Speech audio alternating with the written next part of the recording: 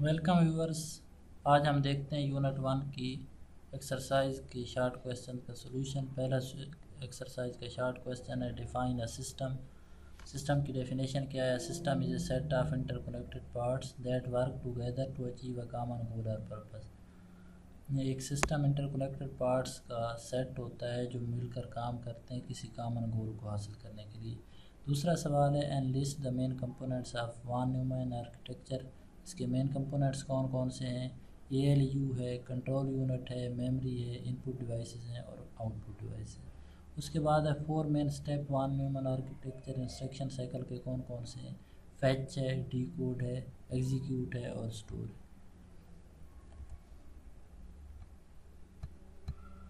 उसके बाद next question है key advantage of von Neumann architecture. उसका क्या है? उसकी सिंप्लिसिटी और एफिशिएंसी उसका की एडवांटेज है main. The von Neumann architecture is straightforward single memory space use करता है इंस्ट्रक्शन और डेटा के लिए। इसकी वजह से उसकी डिज़ाइन और इम्प्लीमेंटेशन आसान हो जाती है। Primary purpose of ASCII encoding scheme का क्या है? Represent text in computer by assigning numerical value to each character. इसका मेन पर्पज़ यही है कि टेक्स्ट को रिप्रेजेंट किया जाए उसके अंदर, कंप्यूटर के अंदर।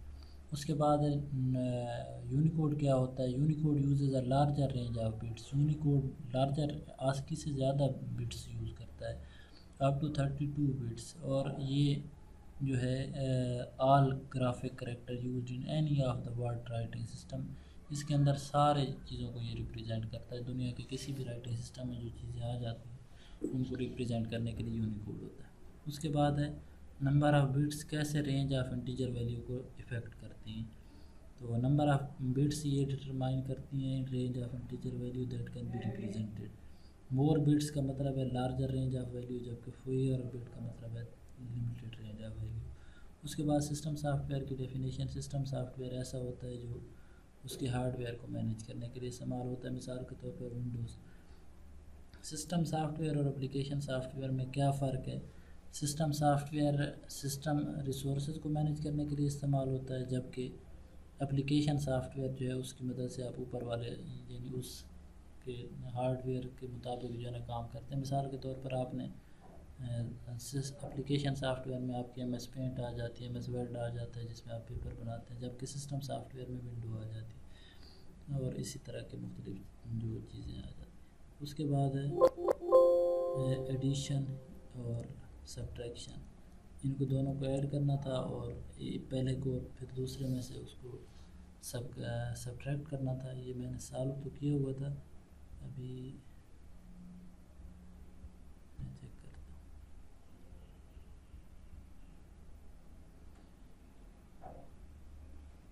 चलिए ये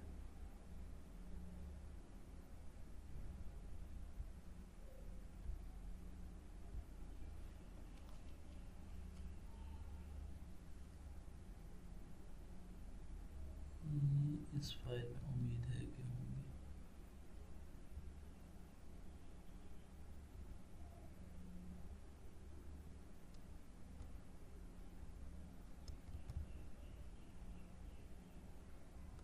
ये देखें जी, मैंने ये सॉल्व किए थे, ये यहाँ पे आ गया। तो इनको ऐड करना है। ऐड करने का आपको पता है, ये मैंने इस पे वीडियोज़ अपलोड की हुई है। आपने मेथड अगर नहीं समझा तो वहाँ से देख लें। बाइनरी में ये होता है कि कभी भी टू नहीं आता जवाब, ज़ीरो और वन ही रहता है। ज़ीरो में वन ऐड किया वन हुआ, ज़ीरो में वन ऐड किया वन हुआ, वन में ज़ीरो ऐड किया वन हुआ, और वन को ऐड किया तो वन ज़ीरो हो गया, ज़ीरो वन।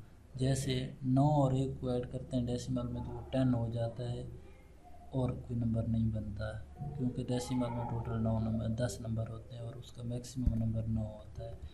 उसके बाद सब्ट्रैक्ट करना है। ज़ीरो में से एक जाता नहीं, यहाँ से एक लेंगे, यहाँ से एक आएगा तो अब दो बन जाएंगे, क्योंकि ये बाइनरी है। जैसे डेसिमल में 10 बन जाता, दो में से एक गया तो एक आया उधर से।